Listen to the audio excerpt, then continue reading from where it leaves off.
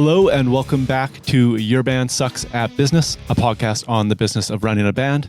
My name is Malcolm Owenflood, and today I'm joined by my co-host Marcus Manhas, as well as a special guest returning to the show for the second time. You're our first repeat guest, I believe, actually, Kurt. Mr. Right. Kurt Dahl, the one and only. Well, thank you. How you doing? I'm great. Well, that's an honor to be the first repeat offender, you know?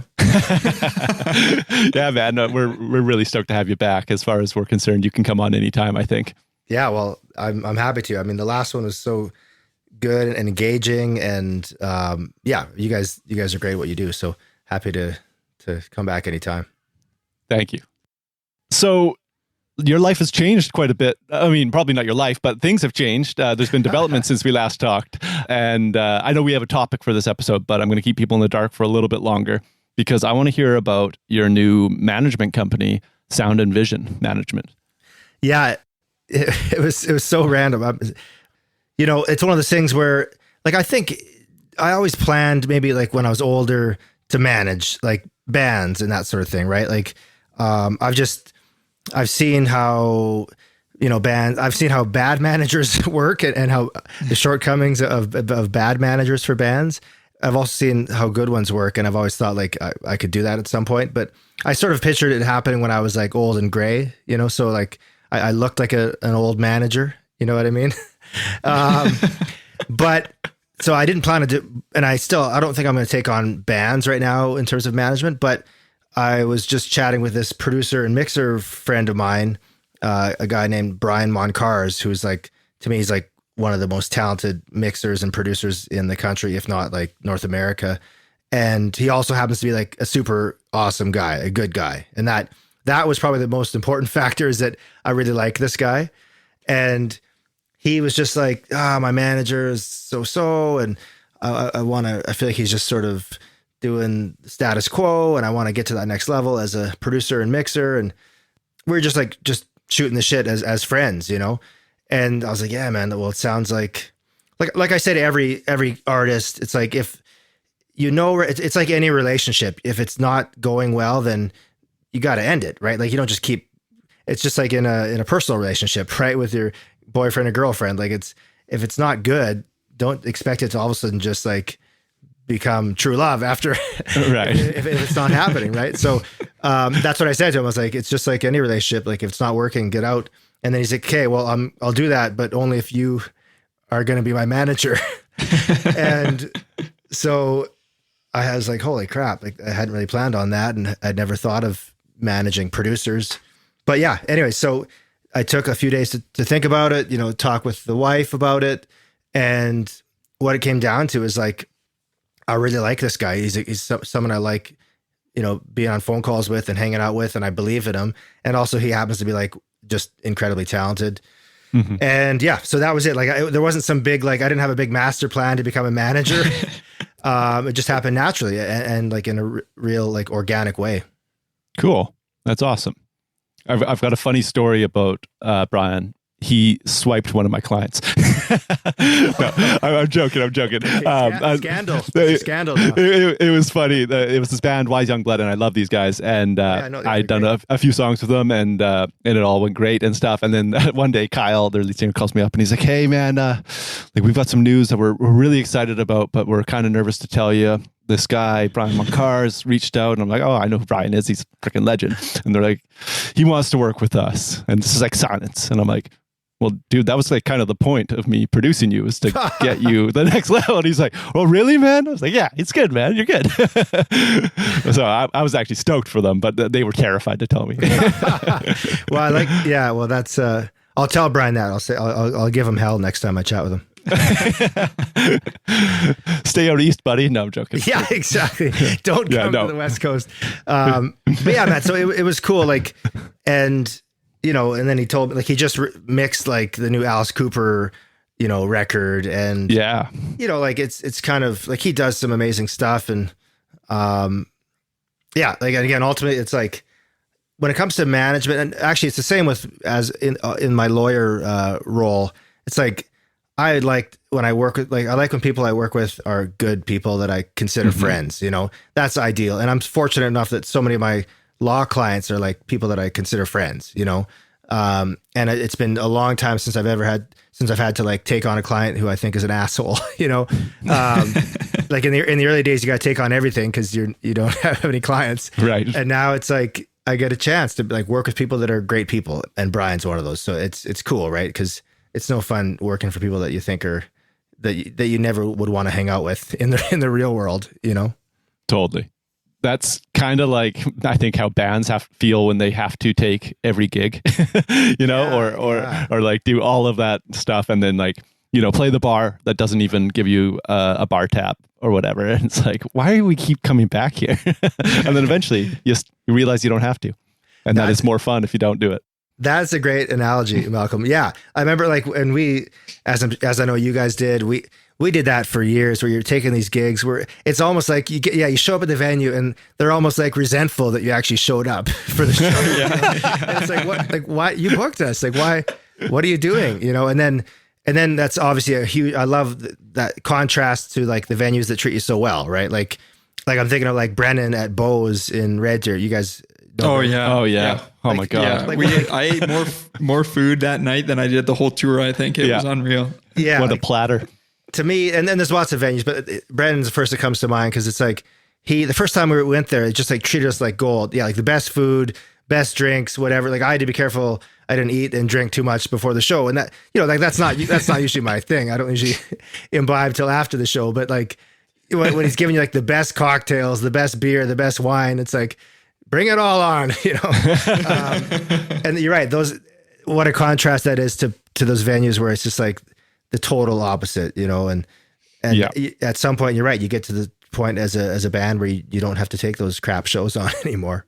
Yeah. And it's way more fun just working with the people. Like you said, when the people you're surrounded with are also your friends, that's a way more enjoyable life. So something to strive towards. But anyways, that's really, really awesome that you're doing that, man. I hope that's going well for you. And I'm excited that Brian's your guy because he really is a great guy. He made a point of like sending me the mixes of the songs that they redid with him and stuff. And like I got to ask him some questions about what he did differently, and super great guy. So that's awesome. Oh, that's cool that he did that. Oh yeah, he's a great dude. But it leads me to a follow-up question and again, we're not quite at the real topic of this episode, but how do you, I'm really actually genuinely curious about that. How do you manage your time effectively? Because like, I know some lawyers, and actually I've got like lawyers in my family as well. My grandfather was a judge, and they're very, very busy people, always. Like long hours are implied in your profession. But you're not only doing entertainment law, you're also a drummer in a successful band, and you're now a manager for a very successful producer and mixer. Not to mind that you're also a family man, and you have a blog. I don't know how often you actually update the blog, but I know that you've done some like very in-depth articles. And then all the time I see you on like, you're posting that you're on the news and stuff like that, doing interviews, and you're coming on podcasts, wasting your time with us. Like, how do you do all of this, man? It's a lot. Well, I appreciate it, man. I that's a real compliment. And yeah, I mean, I don't think I've got like this magical answer or secret. I mean, I think it does help. You know, I've worked from home for like 8 years now. So like the pandemic didn't really change much for me in terms of that like work setting. And I think that's helpful because, you know, like if I think of other people, like let's say the other entertainment lawyers in say Toronto or Vancouver, I mean, you're at least, again, this is pre-pandemic, but you're at least sinking, well, an hour or 2 hours into commuting every day. And I always hated commuting. It was just like, what a drain on the soul, you know? And then like, you know, you got your daily interactions with everyone at the law firm, which I don't have that. So I get less human interaction, and I think that helps. But, you know, I mean, that's one thing. Work from home, I think it helps. And then I think I've learned to really sort of compartmentalize my time, right? So it's like if I'm going to do, like some days when you're feeling scatterbrained and you don't have a vision like in mind in terms of how the day is going to go, those are the days where I feel like you sort of spin your wheels, right? Where you could be doing like 10 things at once, and it feels like you're doing all 10 at once. And that's no good, right? So I really focus if I'm doing like a contract for like if I'm negotiating a record deal for an artist, like I just live in that space for whatever the 3 hours that I'm spending on it without distractions, you know? So I'll really try to shut off, from social media. I'll try to, not focus on the management stuff or the band stuff during that time. So just really like, I guess it's a simple idea, is like, just really be mindful when you're working on things. Right. And I don't really watch much TV. Like, a lot of buddies will be like sitting and watching, well, not so much now, but like they'll spend like 3 hours watching sports or something. I'm not a big sports guy, so that helps. Like I don't have to, spend my time doing that. But I mean, I like before bed, we'll watch like, my wife and I will watch like a Schitt's Creek or a, classic. Or we always, The Office is like perennial Me favorite. Too. It's like, you can't go 20 minutes that make you laugh. It's just like, you can't go wrong, but like, I'm not like, I think some people, watch TV for hours a day, every day. I just, this is not my thing. And if I did, I wouldn't be able to get shit done, Right. Yeah. So it's really focus. I mean, yeah, I think so. And again, I'm not I don't claim to be like an expert on that, and some days I'm like, holy, like I got so much stuff on the go. But yeah, and then after the kids go to sleep, it's like, sit in bed with a glass of wine in hand and work away on things, and to me, it's like, it's the old cliche, like when you're doing what you love, it doesn't feel like work, so even drafting negotiating a contract for a band, like say I'm negotiating a big publishing deal or something, I guess a lot of people would find that to be like stressful or, not enjoyable. But for me, it's like I'm helping an artist like achieve their dreams. So actually enjoy it, Cool, man. Yeah. So, but I appreciate the question. It's a, I think people must think that I don't sleep or something. And that's what I think. Yeah. Yeah. Just a lot of Red Bull and cocaine over here. Classic drummer move there. Yeah, exactly. The tempo speeding up. I also, a side note, I thought it was funny that you hate commuting because it's like, that is literally half the job of a touring musician. Yeah. And maybe that's why I hate it. Like, I just, I spent as you guys can relate. I mean, you both know very well. It's like you spend so many hours in a van because we never got to the bus level. I mean, a lot of people, and you guys probably experienced this too, your average person sort of thinks that bands are always in tour buses, and I'm like, there's like 1%, if that, of bands that ever get to the tour bus lifestyle. And yeah, we never got there. We were close in some years, but it's just so expensive to get a tour van, like a van, right? And a bus and a driver. So we're in a van doing our own driving. It's way less sexy than most people think it is, Absolutely. We were lucky.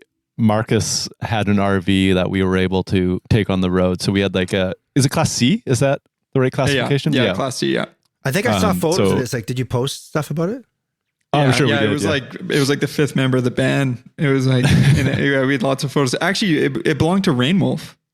Nice. Okay. Yeah, it was his old RV. So it was awesome though. Malcolm just slept all the time. That's pretty much all he did. I had a bed. What else am I going to do? I'm just going to pass out and sleep the entire time. It was smart. Yeah. We were probably the best rested band that has ever toured Canada, honestly. Oh, yeah. Well, and what a difference it makes, man. Like there's so some, on those certain legs where it's like you're going from, well, for us, it'd be like when we were in Vancouver, go to Vancouver to like Thunder Bay or something and just show up just feeling, like death, but yeah. Well, that's great. You guys had a good setup. More than sleep, actually, I think the most important thing was that we actually got to eat well, because once you pass Calgary, it's nothing but Tim Hortons for your roadside stops, and it's just awful food, right? Yeah. So having the RV let us like cook real food, and we didn't show up just like deficient. That's huge. Yeah, if you could cook in it, that's amazing. Yeah. Yeah, we could. Yeah, like we'd make communal breakfast too, and yeah, it was. I think that made a huge difference for us to be able to. And it was all like for nutritional value, but also just like it was a nice thing to be able to do, just to cook your own food. It felt like a little bit of home. We weren't just like grabbing some shitty food and getting back in the van. It's like, oh yeah, and space away from each other. Yeah, you guys did it right, man. Like you're right. That's the one thing that really sort of bummed me out was most cities or most towns, all they have like at certain hours, especially is Timmy Ho's, Subway, maybe an A&W, but still you're still eating like crap, right? And terrible. And yeah, I would always miss cooking because like I love cooking, and it's like you're right, it does make it feel like a bit of normalcy, and so yeah, I got to go on tour with you guys next time. Awesome. All right, should we get into the topic of what we actually wanted to talk about today? Yeah, I could talk all day with you guys. All right, right on. Well, Kurt, I'll actually let you lead this one in because you have a little bit of a backstory about why you wanted to talk about this. Yeah, well, it's come up a ton since COVID, and I mean, I wrote something about it before COVID. So I just find the topic fascinating, and so basically, I keep getting asked by musicians and other people, like even record label clients of mine and manager clients of mine, should I buy followers? Like, should I buy, followers on Instagram or likes on Facebook, whatever, like however you want to look at it. So I thought, yeah, to me, it's a great topic, especially it seems like our world is becoming more and more of this sort of like influencer world, right? Which I generally can't stand. I mean, like the average influencer is typically it's like a good looking person and they post like motivational quotes every day or something. And it's just, to me, it's garbage, right? Like, like it's not authentic to me. And there's good, like quote unquote influencers. Like, I mean, I guess, I don't know, is Bruce Springsteen an influencer? To me, he is, like, but just the idea, that term influencer, to me, it's such I just don't, it's got a negative connotation for me, but because a lot of it just seems sort of fake. And that ties in exactly with this discussion is, should you buy these likes and followers, or is it going to actually end up burning you in the end? And I'm curious to hear your guys' thoughts, but I've done a fair amount of research on this because my clients were asking me, and also even when in One Bad Son, like there was discussions we had back in the day, like should we buy likes and followers? And so I did some research, and sort of the resounding answer was no. Like it's horrible for your brand, and we can kind of get into that. But I'm curious to hear your guys' thoughts. Yeah, I mean, we kind of went through the same thing. Not so much with the followers necessarily. I don't think we really ever talked about buying, but it was YouTube views. Oh, right. Was right. The one that we, and it was suggested to us by someone who he's a great guy, but he suggested that we, I like that we buy, well, yeah, because, he's a filmmaker and a really talented one. And he's really into like growth hacking. And that was one of the things he said, just buy some views when you first upload the video to give it a boost. And as we all found out, and as we know now, that's not what it does at all. It does the complete opposite of that. So yeah, we have some experience with it though. And I remember at the time I did quite a bit of research after, and the exact same thing, resounding no pretty much from everybody, because it just, it's going to kind of have a theme, I think, when we talk about buying followers and buying views, and it's almost always going to be related to the algorithm and how it perceives what you're doing. And it just negatively affects the algorithm, and your engagement goes way down. And actually we noticed that when we did buy those views, is it kind of stunted the growth of the video. Mm-hmm. It's almost like it had a false start. And like on the views chart, there was actually like a little dip right after it was released. And I don't know what exactly caused that, but it was like a false start for the video. It was really strange. Wow. I didn't really realize you could buy views, but it makes sense. I mean, of course you can buy anything, That's so interesting. And so, you mentioned a term which I didn't realize, growth hacking. Is that the term for this whole thing? Yeah, but growth hacking isn't inherently bad. It might be a clever idea for some like clever marketing scheme. Maybe say you make a controversial music video, it could still be like on brand and effective. Some of it could be bad, some of it could be good. Right. Okay. So growth hacking could involve this and other things as well, is what you're saying. Like it's basically like getting a huge boost in growth by doing something. Yes. Yeah. Exactly. Gotcha. Okay. I'm learning from you guys. So actually, this was used extensively for American Apparel for their growth back in the mid 2010s, I guess it was probably. Right. They had lots of controversial advertising campaigns, and it was the same thing. Same thing with Tucker Max, that really controversial writer and comedian. I'm not really sure exactly what he is, but I know it was really controversial, and that was the point. So that's growth. That's kind of like, that can be considered growth hacking. And it can be good, but it also can be bad. And I personally would never use it in a band because I think it can do more harm than good. Yeah, I think it depends on the idea, maybe, you know. Yeah, for sure. Yeah. Yeah. Well, I mean, so what I found with the buy, like, and this is specific to buying, this one client of mine, they're a musical artist, and they bought a bunch of Instagram likes. And yeah, it's like, you know, obviously, like, what's the intent? I mean, the intent, I think, is just to look like you're a bigger band than you are, right? When someone goes to your page.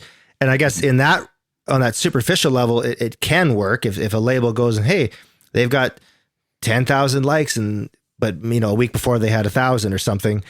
But you know, again, I've had artists sign major record deals that have like 100 or 1,000 likes. You know, it's right.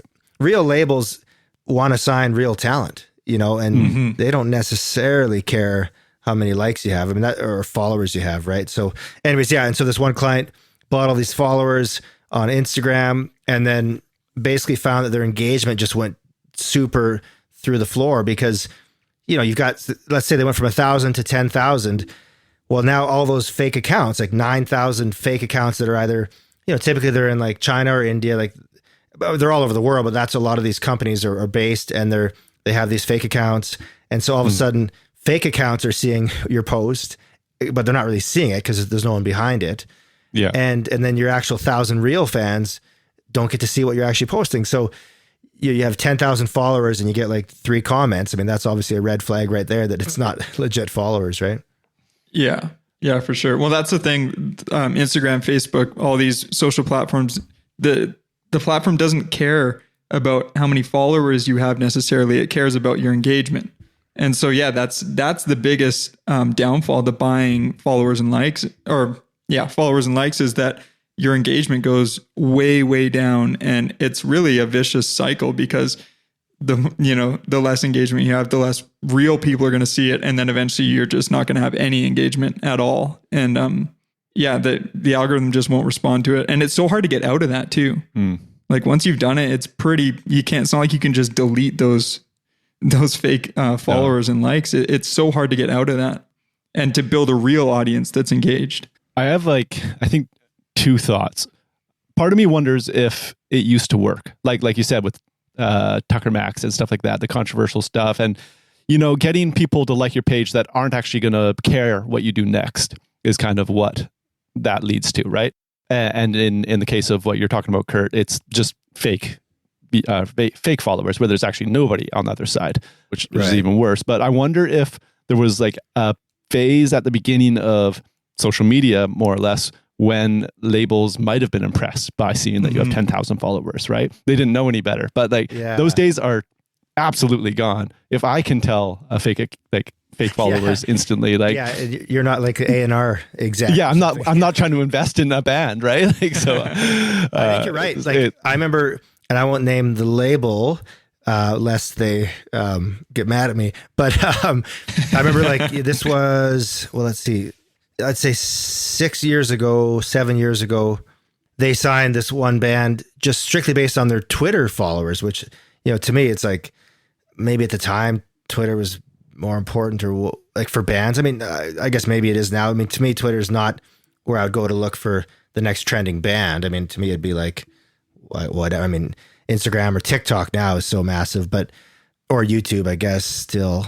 But anyways, this band had all this Twitter followers, so they signed him. And, you know, it turns out that you know, it wasn't really, I mean, some of them were real, some weren't, but they definitely played the system and they got a record deal. They didn't really, they weren't that talented, so they didn't last very long, but they got a record deal. But I would say in the end, I mean, was it really worth it? I mean, you know, the truth will come out. If you've got talent or not will come out, right? Yeah. Like people don't realize how valuable attention is. And that is kind of the magic of social media, is that you can put something out there, and if you've done a good job at cultivating an audience, the right people are actually getting to see it. And that is like an amazing, fortunate thing that we're lucky to have available to us these days. And I think people aren't valuing that as much as they should, which is leading them to maybe try things like this. And then until the attention, like their stats go down because they've got, you know, fake people that aren't engaging, they might not realize until it's kind of too late on that. Yeah, I think you're right. In sort of this modern world we live in, I mentioned this at the outset, it's sort of, this influencer world we live in. And as fake as that can be at times, people really, and I see this in all aspects of my career, people crave authenticity in inauthentic times. And I'd say maybe we're in an inauthentic time right now. So people are craving authenticity. And so when someone's the real deal, they blow up. People just share because they just love it. And a good example is like my client and friend, Coulter Wall. It's like, he doesn't really even like doing social media, which I love. Like he gets like his manager to do it or something for him. And he just kind of just does his thing and doesn't aim to like write hit songs, whatever, just writes his songs, and people just go bonkers over him. And he went from like, when he and I first started working, it was like, he had a couple hundred followers or something on whatever, Instagram, et cetera. And people just saw it and shared it to their pages. And that's like that organic growth hacking, like when people share it and say, this is my favorite artist, that's like the biggest endorsement you could ever get, because people trust a firsthand endorsement, Well, it goes back to that 1,000 true fans idea, where you don't want a million fake followers on Instagram or YouTube or whatever it is. I mean, a million's a lot, but if you have like 1,000 people that will listen to everything you say, that's way more valuable, right? And 1,000 people that are going to do what you just said are going to share what you do to their friends because they like it so much and they think it'll have that same impact on their friends and family. That's how we're counting on this podcast growing, and it has been working so far. Is just like, okay, how can we make valuable content that helps them, and in turn, hopefully they'll want to help us and share this. And I don't know, I think it's working. Yeah, well, I mean, honestly, like since I did the last interview with you guys, a bunch of people reached out. Like even if I shared it to whatever stories and stuff, like, oh, those guys are great, oh, great. So yeah, I mean, I think the word of mouth is spreading already. So, and you guys, like, it's all about, like I said at the outset, like, your stuff, and I think you bring a really real perspective, and that's what young, or not just young, any age musicians, they want, is that realness, and they can tell when it's fake, right? So, right. This is a side note, but I wonder, because sometimes Marcus and I are like more so talking about, like, kind of like we're doing right now. We're having a discussion about something more so as an investigation rather than a lesson. I like that. like we're kind of weighing the pros and cons of doing something like that. Actually, no, in the case of buying fake social media followers, we're leaning very heavily to that being a con. But like a lot of the topics are like, what do we think about this? And kind of the discovery, and people get to join in on that. I think it's cool. I feel like that's how our last episode with you, Kurt, was you educating us and me and Marcus learning, and people got to join in on it. Yeah, for sure. It's kind of, it's like that trust that you're talking about, though. And that's kind of, I think people can kind of, when they get to sit in and feel like they're part of the conversation and learning with you, you build that authenticity and trust with them. That's how I like those kind of podcasts. I like to be able to just sit and feel like I'm like a third person in the room listening to people have a discussion, and I'm learning with them. It's not like a lecture. You're part of the conversation. Right. Yeah, I love it. And that's good, because I suck at lectures. I suck at listening to lectures. So yeah, exactly. But actually interesting though, Malcolm, that you said about the pros and cons, because when Kurt, when Malcolm forwarded me the email from you, I started doing some research, because like I said, I did research this a few years ago, and I wanted to see if sentiment had changed on buying social media followers in 2020, 2021. I didn't know. Right. It's still a resounding no, but I did make a little list of pros, and we kind of touched on how it looks at first glance. If you go to someone's Instagram account and they've got 10,000 followers, I think right away you're like, okay, people are interested in this. People like this. There's a little bit of like a confirmation bias there, Yeah. Yeah.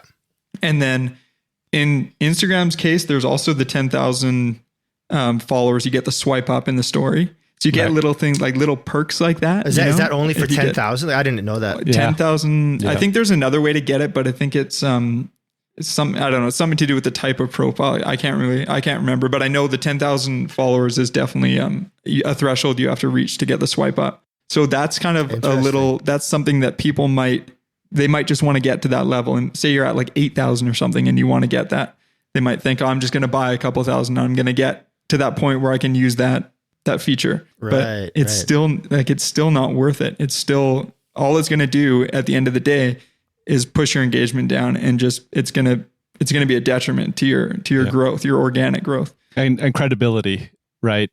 If I discovered a band, and I might on Spotify, I love looking at how many plays a song has. I don't know why, but I do.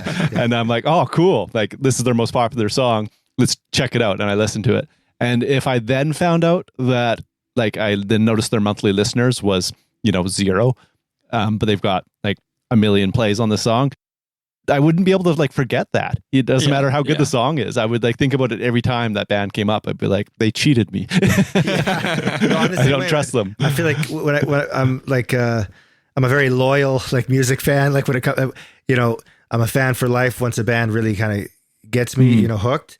But you're right. I'm also like, they got to earn that trust. It's got to be legit, and I mean, I think I'm guessing it's the same for you guys. Like I was a music fan first before I was a musician, and I'm still a hardcore music fan, and it's all about like, that legitimacy, and if I found out that Bob Dylan was buying Instagram followers, I'd be like, Bob, what are you doing, man?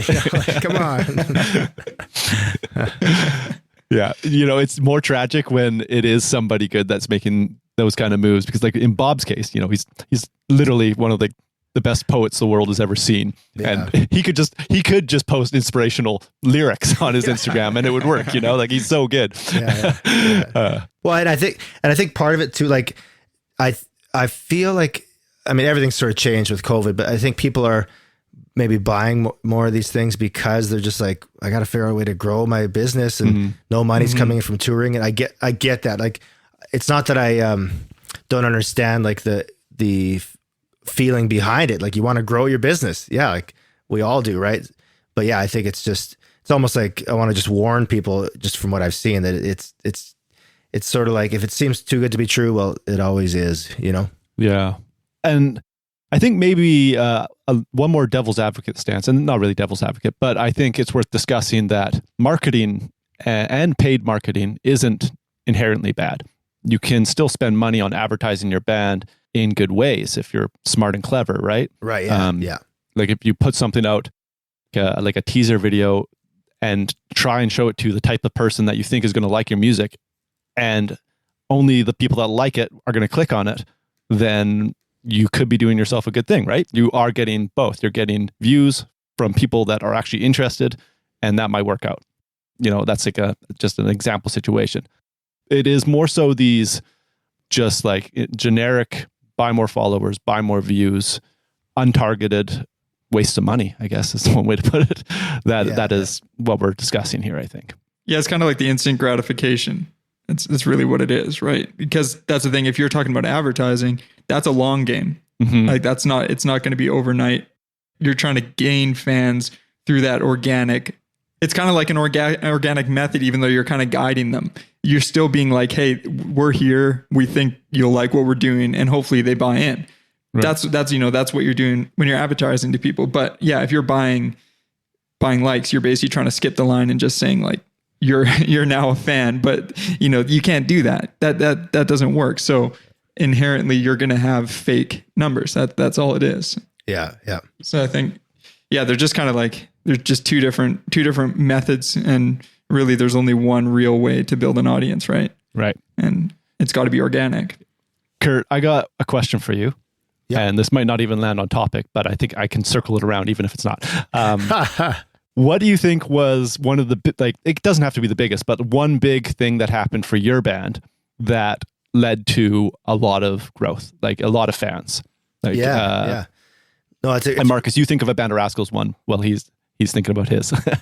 Yeah. No, that's a great question. For us, well, the first big breakthrough was like having a hit on the radio, which, that was in 2012, and we've been together for 8 years prior to that. And it's like super slow growth, slugging it out, touring the country, playing to like 10, 15, 20, and then 30, and then 50 people, and then all of a sudden radio, like, and I mean, you can argue how valid radio still is now. I think it still is very much.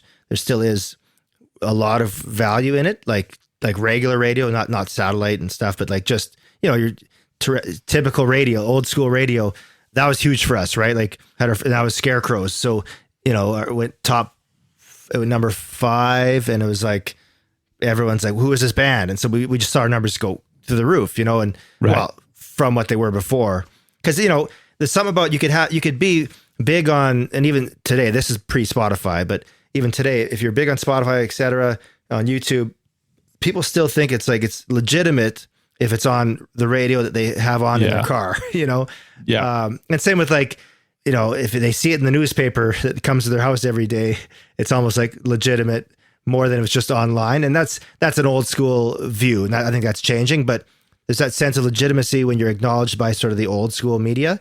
And then the second thing was getting some big opening slots, so when we toured with Def Leppard, it's like our first, and I was like, how big is Def Leppard these days? And I was just so naive. I didn't realize how they still are massive, and I was like a casual fan, like, they got some amazing stuff. But after that tour with them, I was like, man, like I just really appreciated how good they are, what they do, and so we do stadiums. Like we played Calgary. The Saddle Dome was sold out. So like through the rafters, just people just jam packed in there. And so whatever that is, let's say it's, I don't know, 10,000 people and same with Rogers Arena in Vancouver was sold out. So I think that was like even like 18. I think that's like 20,000 or something. Yeah, pretty close to 20 grand. Like, so, and not everyone's in their seats when we're playing, of course. It's always like, it's the opening act, to hell with them. I'm not interested until they play Pour Sugar on Me, but, but like, let's say it's half full. It's 10,000 people, the likes and stuff go through the roof either that night or the next day. Right. So that was pretty cool. And I mean, if every band could go tour stadiums with like Def Leppard, it'd be an amazing thing for your following, but definitely. Yeah, it doesn't happen that often, but anyways, those are the two big ones, like radio play cool. and then stadium. So they're kind of old school methods, right? But it worked. Yep. Yeah. That's important. I think. Marcus, did you have one for us that came to mind? I not really, like nothing specific. Okay. I mean, I got one. Okay, you go ahead. Yeah. Okay. Well, and this isn't like ginormous growth at all, but that Red Bull video we got on, or the Grand Tour, we got on the Grand Tour as well with a sync. And nice. Those instances, I feel like, well, not only did they pay us money, that's great, but they also let people find us in this really organic way where they heard it in this other media that they really enjoyed. Mountain bikers watching mountain bike videos. That's how mountain bikers find music, right? Right. and same with people that watch TV, like the Grand Tour, they're like, I guess that's car people or people that just like funny British people. And we got lots of fans through that, So I feel like there's a lesson in there with your stories about, getting good opening spots on radio and us with sync deals in this case, I guess. But if you're going to throw money away, maybe throw it towards more traditional approaches. Maybe like, you could spend it on trying to go to like a sync summit. There's digital ones nowadays where you go and you meet people that do this for a living. Or in the case of, radio, that's spending money on a radio campaign, which is usually a lot of money, but if you save up enough, you skip enough small purchases, you get there eventually, right? It's possible.